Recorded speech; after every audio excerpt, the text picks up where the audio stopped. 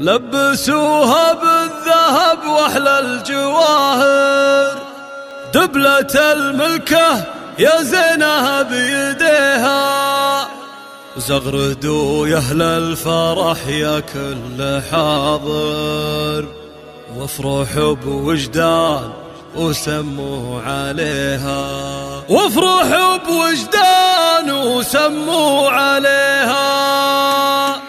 لبسوها بالذهب واحلى الجواهر، دبلة الملكة يا زينها بيديها، زغردوا يا اهل الفرح يا كل حاضر، وافرحوا بوجدان وسموا عليها. باركوها واشعلوا جمر المباخر، عدها اليوم انكتب على اللي يبيها، ما خذاها الا من الشيوخ واكابر، دره غاليه ويا بخت قلبه فيها. يا العروس وجدان فرحك ما لا اخر، افرحي يا الفاتنه يا بنت ابيها. يا الامير اللي جمالك حيل ساحر، مهرة كل الوصايف تحتويها، من هو قدك بالحلا من هو يجاكر، مرمرك بود العذارى مرمريها. انت بنت الاصل وخصالك نوادر، والادب والطيب انت تملكيها، بنت شيخ منزله بالطيب عامر، هذا خالد والمواقف يحتميها. وامك اللي كنها الا بدر ظاهر، ام وليد والحلايا تكتسيها، هواتك اللي يسحرن النواظر، الحلاوه الزين كل يحتويها. وافخري باخوانك رجال المفاخر، كل يطول المعالي ويعتليها. والختام عسى العمر فرحه وبشاير، والعروس الله يسعدها ويحميها. لبسوها بالذهب واحلى الجواهر، دبلة الملكة يا زينها بيديها، زغردوا يا اهل الفرح يا كل حاضر، وافرحوا بوجدان وسموا عليها. باركوها واشعلوا جمر المباخر، عدها اليوم انكتب على اللي يبيها، ما خذاها الا من الشيوخ واكابر، دره غاليه ويا بخت قلبه فيها. يا العروس وجدان فرحك ما لا